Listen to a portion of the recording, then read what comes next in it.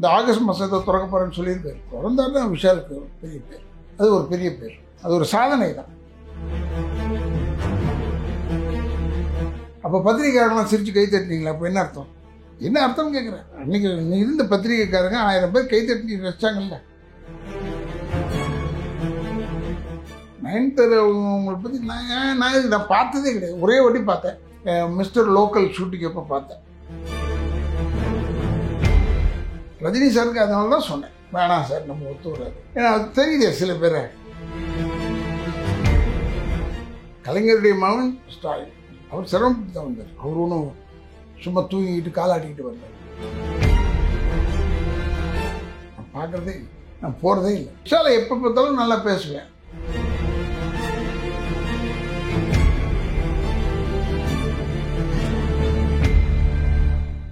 Sir, நீங்கள் திரையுலகத்தில் வந்து 50 வருடங்கள் ஆயிடுத்து, 51 வருடங்கள் ஆயிடுத்து. இன்னும் வந்து உங்களுக்கு வந்து விழாவே எடுக்கணும், அதை எடுப்பாங்கன்னு நினைக்கிறேன். ஆனால் உங்களுடைய அரசியல் வாழ்க்கையில் வந்து இப்போ நீங்கள் ஒரு பெரிய இடத்துக்கு போயிருக்கணும் அப்படின்னு நான் நினைக்கிறேன் தனிப்பட்ட முறையில். சார், அரசியல் என்ன சார் பெரிய இடம் இருக்குது? முதலமைச்சருக்கு ஒரு சீட்டு தவிர வேறு என்ன இருக்குது பெரிய இடம் சொல்லுங்கள்?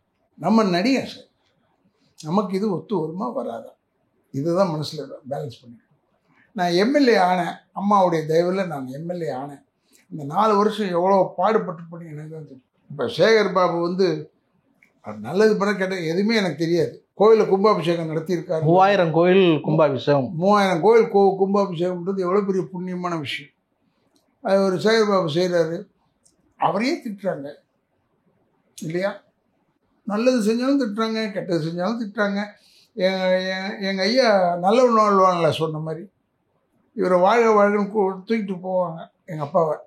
அப்போ புரட்சி தலைவரையும் தூக்கிட்டு வருவாங்க. ஏண்டா நான் ஜெயிச்சேன்னா அவன் ஜெயிச்சானா, 2 பேருமே வாழ்க சொல்றீங்கன்னு சொல்லுவார். இல்லைங்க, அவர் தான் ஜெயிச்சார்னு பொத்து கீழே விட்டுருவாங்க. அது மாதிரி இதெல்லாம் நடக்கும் சார். இது டெஃபினட்டாக இப்போ விஜய்க்கு எதுக்கு சொல்கிறேன்னா, ஒரு ஸ்டேட்மெண்ட் கொடுக்கறது வந்து பெரிய இஷ்யூ இல்லை, பட் அந்த ஸ்டேட்மெண்ட்டை ஃபாலோ பண்ணணும், அதான் இஷ்யூ. அதனால் அவர் தெரியாமல் ஒன்றும் கொடுத்துருக்க மாட்டார், தெரிஞ்சு தான் கொடுத்துருக்காரு. அவர்கிட்ட ஏதோ ஒரு பிளான் இருக்கும், அதுக்காக சொல்கிறேன்.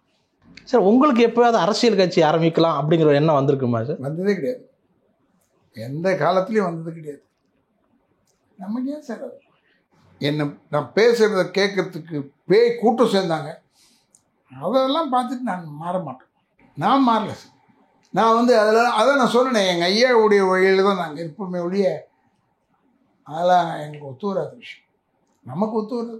ரஜினி சாருக்கு அதனால தான் சொன்னேன், வேணாம் சார் நம்ம ஒத்து வராது. ஏன்னா அது தெரியுதே சில பேரை, இது ஒத்து வரும் வராதுன்னு. விஜய்க்கு தெரிஞ்சிடும் சார். எப்படி இருந்தாலும் இந்த முடிஞ்சு போச்சு, நீங்கள் ஆகஸ்ட் முடிஞ்சதுன்னா தயாராகிக்கணும். இப்போவும் அவர் தயாராகிக்கணும், அதையும் தான் சொல்கிறோம். அவரை தெரியாத ஆட்கள் கிடையாதுன்றது வேறு. நடிகர் அதனால் எல்லாரையும் தெரியும். எல்லாருக்கும் தெரியுமான்றதெல்லாம் இனிமேல் அவர் கன்னியாகுமரி வரைக்கும் டவுனில் போயிட்டு வந்துட்டாருன்னா தெரிஞ்சிடும் அவருக்கே. பார்ப்போம், காட் இஸ் கிரேட். சார், அப்பா வந்து முழுக்க கடவுள் மறுப்பு பேசிகிட்டு இருந்தாங்க. ஆனால் அவங்க வந்து கடைசியில் வந்து நடித்த படங்களை பற்றியும் நீங்கள் வந்து கடவுள் பக்தியோடு இருக்கிறது பற்றியும் வந்து பல விமர்சனங்கள் வந்துகிட்டு இருக்கு. அதை விமர்சனம்ன்றது ரொம்ப ஈஸி சார். இல்லை, அந்த சம்பவத்தை சொல்லுங்கள். அந்த வேலும் மயிலும் அந்த சார், அந்தந்த சாக்ஸில் உட்காரணும். அந்தந்த சாக்ஸில் உட்கார்ந்தா தான் தெரியும். பழனி மலைக்கே நடந்தே போயிருக்காரு எங்கள் ஐயா. ஏன்னா அந்த வேலும் மயிலும் துணை படத்துக்காக அதெல்லாம் போயிருக்காரு சார். அவர் எப்பயுமே நீ கும்பிடாதுன்னு சொல்லுவார், மொத்தமாக சொல்லுவார். அது புரிஞ்சுக்கிறவன் திருந்துங்க, இல்லைன்னா போங்கடான்னு சொல்லுவார். அவருடைய சுபாவம் அது. இப்போ நாங்களாம் வந்து சபரிமலைக்கே நான் அவர் இருக்கும்போது, உயிரோடு இருக்கும்போதே போயிருக்கிறேன். 37 வருஷம் சபரிமலை போயிருக்கேன். இங்கே வந்து ஒரு 100 பேர் மேலே தான் படுத்திருப்பாங்க எல்லோரும், சாமிங்க எல்லாம். எங்கள் வீடு வந்து அதில் சமத்துவம். பூக்கடை பிச்சையிலேருந்து யார் வேணால் எடுத்துங்க, எல்லாரையுமே இங்கே மாலை போட்டாங்கன்னா இங்கே வந்துடுவாங்க வீட்டுக்கு. அப்போ இந்த மேல் வீட்டில் யாருமே இல்லை. அதனால் அவர் ஒன்றுமே சொல்ல மாட்டார். அவர் இதெல்லாம் இன்டர்ஃபியர் பண்ண மாட்டார். எங்களோட வெங்கடாஜலபதி கோயிலுக்கு வந்திருக்காரு. அப்போ சவுகார் அம்மாவும் ட்ரஸ்டி அதில் இருக்காங்க போர்டில். ஸோ அதனால் நகையை வந்து அனுப்பிச்சி வச்சு எங்கள் அப்பா பார்த்துக்க. அப்போல்லாம் ஏடிசி லாட்ஜ் ஏடிசி காட்டேஜஸ் மட்டும்தான் இருந்தது. எனக்கு அதெல்லாம் ஞாபகம் இருக்குது. ஏன்னா எங்கள் அண்ணன் கல்யாணம் அங்கே தான் நடந்தது 1960. அப்போ நடக்கும்போது அந்த ஏடிசி இதில் நடந்தது. எங்கள் ஐயா பார்த்தாரு, ஏன்னா நான் சாமி கும்பிட்றீங்களே, உங்களுக்கு எவனா காட்டுறானா? நான் இல்லைன்னு சொல்கிறேன், எனக்கு காட்டுறான் பாரு அப்படி சொன்னார் கிண்டலா. நான்லாம் வந்து இந்த ஒரு விஷயத்து வரைக்கும் அவர் தலையிட மாட்டார். நாடகம் ஆரம்பிக்கும் போது நாங்கள் தொட்டு கும்பிட்டு நாங்கள் பூஜை பண்ணிட்டு தான் நான் ஸ்டார்ட் பண்ணுவேன். அது மாதிரி தான் அவருடைய நாடகத்திலேயே அவர் கலத்துக்க மாட்டார் எதுவுமே. சார் கடைசி வரைக்கும் பெரியாருடைய தொண்டனாக இருந்ததுனால்தான் அவருடைய மரணம் வந்து தந்தை பெரியாரின் 101வது பிறந்த நாள். 101வது பிறந்த நாள் அது வந்து புரட்டாசி மாதம் ஸ்டார்டிங். அவர் பிறந்ததும் அந்த தேதி, இவர் இறந்ததும் அந்த தேதி, எங்கள் ஐயா இறந்தது அந்த தேதி. இது எத்தனை பேர் சொல்கிறாங்க? நான் சொல்கிறேன், ராஜேஷ் சொல்லியிருக்காரு ஒரு இடத்துல, என்கிட்ட வந்து வாங்கிக்கிட்டு எல்லா விஷயத்தையும் சொல்லி இதெல்லாம் சொன்னேன் நான். அவரு சொல்லியிருக்காரு, இப்போ காமிச்சாங்க. அவருக்கு எங்கள் ஐயா மேலே ரொம்ப மரியாதை. நல்ல உள்ளங்கள் போயிட்டாங்க எல்லாரும். உதயநிதி அவர்களோடு கூட நீங்கள் வந்து ஒரு படத்தில் நடிச்சிங்க, மனிதன் படத்தில் நடிச்சிங்க. அவருடைய இந்த வளர்ச்சியை எப்படி நீங்கள் பார்க்குறீங்க?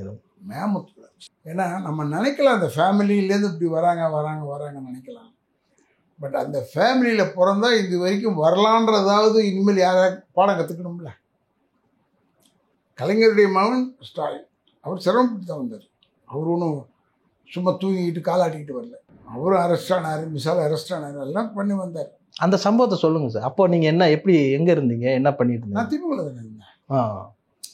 மிசாவில் அரெஸ்ட் ஆன அந்த நேரத்தில் அதெல்லாம் அப்போல்லாம் அங்கே தான் இருந்தேன். சம்பவம் இல்லை, அது எதிர்பார்த்தது தானே.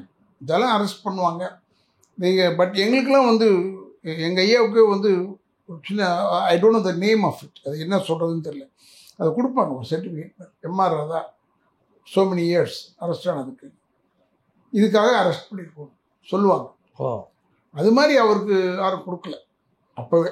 இப்போ இருக்கிற முதலமைச்சர் மு.க. ஸ்டாலின் அவர்களுக்கு அந்த மாதிரி யாரும் கொடுக்கல. அந்த மாதிரி யாரும் அது மாதிரி இல்லை அவருக்கு. பட் இருந்தாலும் அவர் அரெஸ்ட் பண்ணது உண்மைதான். அரெஸ்ட் பண்ணி அடிச்சு பின்னி எடுத்துக்கிட்டார். சார், விதவைக்கு மறுவாழ்வு திட்டம்னு நாங்கள் வச்சுருக்கோம். இந்திரா காந்தி விதவை தானே, அவர்களுக்கு கொடுத்த என்ன தப்புன்னு சொன்னவர் ஸ்டாலின்னு சொல்கிறாங்க. அப்போ அப்படி பேசியிருக்கும்போது டெஃபினட்டாக அதெல்லாம் வச்சுக்குவாங்க. அதெல்லாம் வச்சுட்டு தூங்கிட மாட்டாங்க. அப்போ சிறைச்சாலை வந்து 11வது மாதம் எங்கள் அப்பா வெளியே வர்றார் லீவில். எங்கள் அப்பா உடம்பு சரியில்லைன்னு நம்ம இந்திரா காந்தி அம்மாட்ட சொல்லி பர்மிஷன் வாங்கினேன். அதில் தான் போய் எங்கள் சின்ன மாமாவும் நானும் போயிருந்தோம் டெல்லிக்கு.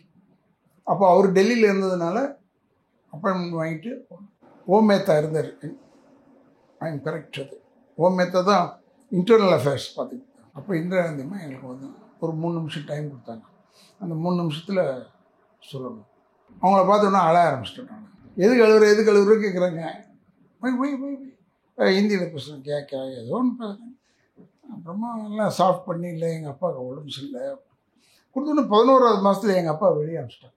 12வது மாதத்தில் ஹோல் மீசா வாஸ் கட், எல்லோரும் ரிலீஸ். அப்புறம் 12வது மாதம். I am correct. என்னங்க ராதாரவி நீங்கள் சொன்ன தப்புன்னா நான் என்ன சொல்கிறேன், தெரிஞ்சுதான் சொல்கிறேன். ஸோ அந்த வழி வந்த உதயநிதி இன்னைக்கு உதயநிதி வந்து அந்த ஃபேமிலியிலேருந்து ஒரு குரோத் ஆகிட்டார் இல்லை சார். எடுத்த உடனே அவருக்கு வந்து சிஎம்ஓ இதெல்லாம் கொடுக்கல சார். முதல்ல he was just an MLA. நீங்கள் பட்ட கஷ்டம்லாம் என்ன தெரியுமா அப்படின்னு சொல்ல முடியாது சார். இந்த காலங்கள் வேறன்னு ரைட், நம்மளை எதிர்த்து ஜெயிக்கணும், நம்ம அதை எதிர்த்து ஜெயிக்கணும். நான் உண்மையை சொல்கிறேன். நான் இவங்க வந்தால் ஃபிட்டா அவங்க வந்தால் ஃபிட்டான்னு நம்ம டிசைட் பண்ணுறதுக்கு இல்லை. ஓட்டு போடும்போது டிசைட் பண்ண வேண்டிய மேட்ரு அது. ஓட்டு போடும்போது ஒழுங்காக போடுறோமா இல்லையான்னு நம்ம மனசாட்சிக்கு தெரியும். இந்த பணம் வாங்கிட்டு போடுறது அதெல்லாம் ஐ எம் அகேன்ஸ்ட். பணம் வாங்கிட்டு போடுறதுன்றது ஒரு தேதி ஆயிடுச்சு. இப்போ எலெக்ஷன்னா பணம் கொடுத்து தான் ஓட்டு வாங்கணும். நிறைய ஜனங்களும் 50-50 இருக்காங்க, ரெடியாக இருக்காங்க. பணம் வரும் எலெக்ஷன் வந்தால் நமக்கு அப்படின்னு நினைக்கிறவங்களும் இருக்காங்க. சார் நம்ம நினைக்கிறோம் சார், ஒரு 1000 ரூபா 2000 ரூபா ஒருத்தர் வீட்டுக்கு கொடுத்தா காப்பாற்றுவோம் அந்த வீடுன்றது நமக்கு தெரியாது. நம்ம அந்த லெவலில் போகவே இல்லை, பார்க்கல. சார், இப்போ நடிகர் சங்கம் கட்டட பணிகள் வந்து நிறைவு படுற இடத்துக்கு வந்திருக்குன்னு நினைக்கிறேன் சொல்கிறாங்க. அது எப்படி போயிட்டுருக்குன்னு உங்களுடைய பார்வையை சொல்லுங்கள். நான் பார்க்குறதே இல்லை, நான் போகிறதே இல்லை. விஷால் சாரை விஷாலை எப்போ பார்த்தாலும் நல்லா பேசுவேன். அந்த எலெக்ஷனோட அந்த எதிர்ப்பு ஓவர் சார். எந்த எலெக்ஷனுமே இப்போ திமுக ஆகட்டும் அண்ணா திமுக ஆகட்டும் 2 பேரும் மோதிக்கிறாங்கல்ல, பயங்கரமான மோதல் பண்ணால் கூட ஏதோ ஒரு கல்யாணத்தில் போகிறாங்க, ஒரு சாலை பார்க்குறாங்க, ஒரு இதில் நல்லதாக பேசுவாங்க. எங்கள் அப்பாவும் புரட்சி தலைவரும் மனோரமா அவங்க பையன் பூபதி கல்யாணத்தப்ப அந்த இதயம் பேசுகிற மணியனுடைய பொண்ணு ஃபஸ்ட்டு கல்யாணம் பண்ணார். அவர் பண்ணும்போது எங்கள் அப்பா போகிறாரு, எம்ஜிஆர் உட்காந்தாரு, ஏன் தேர அண்ணா வணக்கம் வேணும். அதை ஒருத்தர் கூட மாற்றி சொல்கிறாரு. இது மிஸ்இன்டர்பிரிட்டேஷன். இதெல்லாம் விவதே நாங்களாம் இருந்தோம் அந்த ஹால்லே, ஏவிஎம் சாரிட்டிஸ்லேயே இருந்தோம். நான் தான் வண்டி ஓட்டிகிட்டு போனேன் எங்கள் அப்பாவுக்கு. அப்போ என் ஃப்ரெண்ட்ஸ் கூட கேட்டாங்க, என்னடா வரையே இல்லை, இது முதல்ல இவர் உட்கார பெருசு உட்கார வச்சுட்டு வந்துடுறேன்னு எங்கள் அப்பாவை நான் சொன்னேன். போயிட்டு அவர் உட்காந்துட்டாரா, உட்காரும் போது எம்ஜிஆர், நான் எம்ஜிஆர் பயங்கர ரசிகன், எனக்கு பிடிக்கும் எம்ஜிஆர். ஆனால் எங்கள் அம்மா திட்டும் எங்கள் அப்பாவை, ஏன் உனக்கு என்ன செஞ்சார் அவர் ஏன் போய் சுட்டுன்னு கேட்பாங்க எங்கள் அம்மா. எங்கள் அம்மா கேட்கும்போது அவர் பாட்டுக்கு எப்படி சைலண்ட்டாக இருப்பார், விளையாட்டிக்குவார். அதனால் ஒரு சில விஷயங்கள் வந்து நம்ம திங்க் பண்ணுறதுக்கு வெளியே போய் யோசிக்க வேண்டியதாக இருக்கும் சில விஷயம். இப்போ நீங்கள் சதமாக கேட்குறீங்க, நான் இதை பதில் சொல்லிட்டேன், நான் பாட்டுக்கு ஈஸியாக இப்போ சொல்லலாம். இப்போ எல்லாருமே கமெண்ட் பண்ண போகிறாங்க பாருங்கள். நல்லதுன்னா நல்லது, கெட்டதுன்னா கெட்டதுன்னா அவங்க sir they are made for that. அதுதான் படிக்கிறாங்க அவங்க. இது வாங்கி செல்லில் வச்சுக்கிட்டு நான் யூஸ் பண்ணால் பரவாயில்ல, பண்ணவும் மாட்டேன். அப்போ யாராவது பண்ணுறவங்க பார்த்து எழுதுகிறவங்க இருக்காங்க. இந்த கட்டடம் கட்டி நிறைவு பெற்றுட்டா அது ஒரு பெரிய சாதனை தானே சார்? டெஃபினட்டாக அவங்கவுங்க பீரியடில் ஒவ்வொரு சாதனை. அது மாதிரி தான் புரட்சி தலைவர் இருந்தார், இந்த சங்கத்தை ஆரம்பித்தாங்க, அது ஒரு சாதனை. அப்புறம் கட்டடத்தை கட்டினாங்க, அது ஒரு சாதனை. இந்த கட்டடம் கடலில் போகாமல் பாதுகாத்துக்கிட்டது ஏன் சாதனை. ஒன்றுமே இல்லாமல் 1400 ரூபா நான் போகும்போது சங்கத்துக்குள்ளே 86ல் நான் உள்ளே போகும்போது 1400 ரூபா தான் சங்கத்தில். அதை அப்படியே மெயின்டைன் பண்ணி 14 வருஷம் தலைவனாக இருந்தேன். எதுவும் செய்ய முடியும். பிரதமரை போய் பார்த்தேன். அப்போ யார் அவர், இந்த ஆந்திர பிரதமர் நரசிம்மராவா? நரசிம்மராவ் தான் பிரதமர். என்னை கூப்பிட்டு போனது சந்திரசேகரம்மா, மரகதன் சந்திரசேகரம்மா. அவங்க தான் என்னை கூப்பிட்டு போகிறதுக்கு ஹெல்ப் பண்ணாங்க. அவங்க பொண்ணும் வந்தது கூட. எல்லோரும் வந்து அப்பாயின்மெண்ட்லாம் வாங்கி பிரதமரை போய் சந்திச்சு. என்ன வேலை இருந்தாலும் இது நம்ம பீரியடில் கட்ட முடியாதுன்றதை தான் செஞ்சுக்கிட்டே இருந்தது. கடலில் வைக்கல. மற்றவங்க போய் சொல்லிதானே அப்புறமா வந்தாங்க. பத்திரத்தை அழகு வைத்து விட்டார்கள் இருக்காங்க. சரத்குமார் அதெல்லாம் சரி, அவர் எவ்வளோ ட்ரெயின் பண்ணார். ஹீ குடண்ட் அவ்வளோதான். அதுக்கப்புறமா வந்து விஜயகாந்த் வந்தார், தலைவராக வந்தார். அவர் ஸ்டார் ரைட் கூட்டணும் எல்லாருமே வந்தாங்களே. எங்கள் மலேசியா சிங்கப்பூரில் பண்ணோம். அந்த கலெக்ஷன் பண்ணி அதில் போய் கடனை தீர்த்தார். அது ஒரு சாதனை அவங்களுக்கு. அதுக்கு பிறகு இப்போ இவங்க வந்து விஷால் இவங்க குரூப்பில் வந்து இந்த கட்டடத்தை இடித்து நாங்கள் கிரவுண்ட் ஆக்கிட்டோம். ஏன்னா எங்களுக்கு பிளானிங்கில் எங்களுக்கு இப்படி தான் இருந்தது பிளானு. பட் அதே பிளானை வச்சு தான் இவங்களும் வேறு பேர் பார்த்து பில்டிங் வந்து நாங்கள் பழைய பிளானில் தான் பண்ணுறாங்க அப்படின்றது இருக்குது. அது ஒரு பெரிய சாதனையாக இருக்கும். இந்த ஆகஸ்ட் மாதத்தை திறக்க போகிறேன்னு சொல்லியிருக்காரு. ஆமாம் ஆமாம், திறந்தாருன்னா விஷாலுக்கு பெரிய பேர். அது ஒரு பெரிய பேர், அது ஒரு சாதனை தான். விஷாலுடைய இப்போ திருமணம் வேற நிச்சயமாகிருக்கு. அதெல்லாம் நல்ல விஷயம் சார், நல்லா ஆகட்டும். ஏன்னா அவங்க அம்மா சைட்லேருந்து பார்த்திங்கன்னா எங்களுக்கு ரிலேட்டிவ் ஆகுறாங்க. நான் நல்லா பேசுவேன், அவங்களோடலாம் பேசுவேன். இன்றைக்கி கூட அவருக்கு பிறந்தநாள், அவருக்கு அவங்க அப்பாவுக்கு பிறந்தநாள். ஜிகே ரெட்டி அவர் எனக்கு நல்ல நண்பர். அதை முடிச்சிடணும், ஆகஸ்ட் மாதத்துக்குள்ளே முடிச்சுட்டா பெரிய பேராகிடும். ஆனால் இதுக்கு நிறைய ஒர்க் பண்ணுறாரு. அப்புறம் சில பேர் இருக்காங்க, பூச்சி முருகன், கார்த்திக் போன்றவர்கள்லாம் இருக்காங்க, நாசர் போன்றவர்கள்லாம் இருக்காங்க. அதெல்லாம் அவங்க பார்த்துக்கிறாங்க. I think they will finish it. இந்த கேள்வி நிறைவு பகுதிக்கு வந்திருக்கோம். மறைந்த ராஜேஷ் அவர்களை பற்றி உங்களுடைய அனுபவத்தை சொல்லுங்கள் சார். ராஜேஷ் வந்து இவர் ஸ்கூல் டீச்சரு. என்னோடய நாடகத்துக்கெலாம் நாங்கள் கூப்பிட்டு போயிருக்கேன், எங்கள் செங்கல்பட்டுக்கில் நாடகத்துக்கெலாம் கூப்பிட்டு போயிருக்கேன். பட் அவருக்கு எம்ஜிஆர் செய்த உதவிகள் அதிகம், புரட்சித் தலைவர் செஞ்ச உதவிகள் அதிகம். அது அவருக்கு தான் தெரியும். பட் அந்த வீடு வாங்கி கொடுத்தது வந்து புரட்சித் தலைவருடைய பணம் நிறைய இருக்குன்றது எங்களுக்கு எல்லாருக்கும் தெரிஞ்ச விஷயம். அவரே சொல்லுவார். பட் அவருக்கு இவ்வளோ அண்ணன் தம்பி இருக்காங்கன்றது நான் இப்போ தான் பார்த்தேன். முதல்ல எனக்கு தெரிஞ்ச பிறகு சத்தியம் மட்டும்தான். அந்த நடிக்கிறதுக்கு கூட இப்போ நடிச்சுக்கிட்டு இருக்கான் படத்தில். அவனை மட்டும் தான் நான் நினச்சேன் அப்படியே ராஜேஷ் மாதிரியே இருப்பான். ஒய்ஃப் செத்தப்போ நான் போய் ஃபுல் டே உட்காந்தேன். என்ன இருந்தாலும் is is very good man. இதயத்தில் ஒர்க் வந்து யாருக்குமே துரோகம் நினச்சி எங்களுக்கு தெரியாது, எனக்கு தெரியாது, நான் பழகலாம், அவ்வளோ தூரம் பழக்கம் கிடையாது. But is my close friend. எப்போ பார்த்தாலும் எங்களையும் மதிப்பார், நானும் அவரை மதித்து பேசுவேன். இதே மாதிரி இன்டர்வியூ கூட எடுத்திருக்காரு என்கிட்ட. எடுக்கும்போது அவர் கேட்ட உடனே நான் வரேன்னு சொன்னேன், உடனே வாங்கன்னு சொல்லிட்டேன்.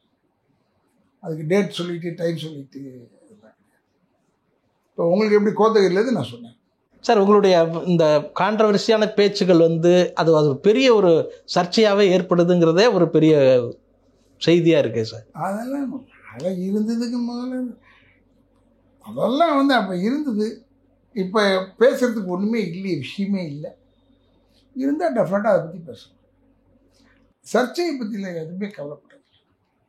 எப்பயுமே சர்ச்சைகளை பற்றி கவலைப்படக்கூடாது. நம்ம அதில் இருக்கிறோமா, அதில் அவங்க சொல்கிற குற்றங்களுக்கெல்லாம் நம்ம வந்து உடந்தையாக இருந்திருக்குமா, அப்போ வந்து மனசு சங்கடப்பட்டு அவங்ககிட்ட போய் மன்னிப்பு கேட்கலாம், எது கேட்கலாம். எதுவுமே யாருக்குமே மனிதனுக்கு மனிதன் என்ன இருக்குது பிரச்சனை. இப்போ ராதாரவிகிட்ட போய் பேசுனா பிரச்சனை எப்படி வரும் பிரச்சனை? நீ பிரச்சனை இல்லாமல் என்கிட்ட பேசுனா நான் பிரச்சனை இல்லாமல் பேசுவேன். குறிப்பாக சமீபத்தில் இந்த நயன்தாரா வந்து நீங்கள் பேசுனது வந்து ரொம்ப இதுவாக சமீபத்தில் இல்லைங்க, அது நடந்து 4 வருஷம் ஆச்சு. அப்போ பத்திரிகைக்காரங்களாம் சிரித்து கை தட்டினீங்களா? அப்போ என்ன அர்த்தம்? என்ன அர்த்தம்னு கேட்குறேன். அன்றைக்கி இருந்த பத்திரிகைக்காரங்க 1000 பேர் கை தட்டி வச்சாங்கல்ல. நான் ஏன்னா நயன்தாரா பற்றி சொல்லலை, அது இட் வாஸ் மிஸ்இன்டர்பிரிட்டேஷன், மிஸ்இன்டர்பிரிட்டட் டு இதுக்கு. அது வேறு ஒன்றுமே இல்லை, மிஸ்இன்டர்பிரிட்டேஷன் தான். நயன்தாரா உங்களை பற்றி நான் பார்த்ததே கிடையாது. ஒரே வாட்டி பார்த்தேன், மிஸ்டர் லோக்கல் ஷூட்டிங் எப்போ பார்த்தேன். அந்த கார்டனில் ராதிகாம்மா பார்க்க போயிருந்தேன். அப்போ பார்த்தா இவங்க காரில் வந்தாங்க. அப்புறம் நிறுத்தி நான் கண்ணாடி இறக்கி பார்த்தேன். இதுதான் நயன்தாரா. அப்போ தான் ஃபஸ்ட் டைம் பார்த்தேன். அதுக்கப்புறம் பார்க்கவே இல்லை. அன்றைக்கி கூட மூக்குத்தி அம்மன் 2க்கு போயிருந்தேன் பூஜைக்கு. என்னை கூப்பிட்டுருந்தாங்க, போனேன். நான் போயிட்டு எப்போ பூஜையில் ரொம்ப நேரம் நிற்க மாட்டேன். நான் புறப்பட்டு இவங்க வந்தாங்கன்னு சொன்னாங்க எனக்கு. இந்த இதில் பிரசாத் ஸ்டுடியோவில் இப்படியோ வந்தாங்கன்னு சொன்னாங்க. ரைட், நம்ம என்ன செய்யுது, அவங்க நடிக்கிறதுனால அவங்க வந்தாங்க. சார், 51 ஆண்டுகள் சினிமாவில் ஒரு பெரிய மகிழ்ச்சிக்குரிய ஒரு மனிதரை சந்திச்சிருக்கேன். இந்த வாழ்க்கை எப்படி சார் நீங்கள் ஒரு பார்க்குறீங்க? நீங்கள் நான் எதிர்பார்க்காத வாழ்க்கை. இதெல்லாம் பிளானே பண்ணலை எதுவுமே. எனக்கு ஈவன் நான் ஒரு பேட்டியில் கொடுத்துருக்கேன்னு நினைக்கிறேன். கமல் சாரை பற்றி பேசியிருக்கேன். Is also an actor like me.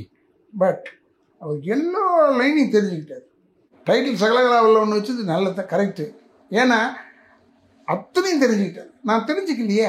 நான் எத்தனையும் படிச்சிருக்கேன், அவரோட பெரிய படிப்பு. நான் லா காலேஜ் வரைக்கும் போயிருக்கேன். நான் படிச்சிருந்தா கூட நான் எடுத்துக்கலையே அதெல்லாம். எனக்கு இப்போ டைரக்ஷன் சொல்ல கொடுத்தீங்கன்னா எனக்கு செய்ய தெரியாத, எனக்கு எதுவுமே தெரியாத. கேமரா பற்றி தெரியும் கமல் சாருக்கு, எல்லா டீட்டெயிலும் தெரியும், நமக்கு தெரியாது. அதனால் 51 வருஷத்தில் நான் பார்த்து எனக்கு என்ன பெரிய வியப்புன்னா, நான் சிவாஜி சாரோட நடிச்சிருக்கேன், புரட்சித் தலைவரோட நடிக்கலன்னு ஒரு வருத்தம் இருக்குது, ஜெமினி சாரோட நடிச்சிருக்கேன். ஸோ அப்படி அவங்க இருந்த படம், அவங்க அதாவது நம்ம இருக்கிற படத்தில் அவங்க தான் மெயினாக இருந்திருக்காங்க. ஸோ ஜெமினி சார் வரைக்கும் வந்துட்டோம். விஜயகாந்த் மற்றதெல்லாம் வந்து அந்த அந்த சீரீஸ் பூரா நம்ம வந்திருக்கோம். எக்ஸப்ட் இப்போ புதுசாக வந்து சிவகார்த்திகேயன் குழு வரைக்கும் நடிச்சிட்டோம். ஸோ அதில் ஒரு சந்தோஷம், அவ்வளோதான். நீங்கள் சாதனையாக எதை பார்க்குறீங்க? இன்னும் நம்ம செய்ய வேண்டியது இருக்கே அப்படிங்கிறது. சினிமாவில் சாதனை கிடையாது. நடிகர் திலகம் செய்தது சாதனை, புரட்சி தலைவர் செய்தது சாதனை, ஜெமினி கணேசன் செய்தது சாதனை, விஜயகாந்த் செஞ்சது சாதனை. அந்த ஹீரோ சாருக்கு தான் ஹீரோ வர்ஷிப் கொண்டாந்து நிற்க வைப்பாங்க.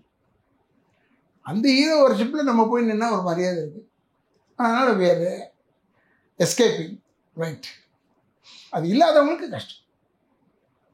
நான் சாதாரணமாக இருக்கிறேன்னு சொல்லிடலாம். சினிமாக்காரன் இப்படித்தான் இருக்கணும்.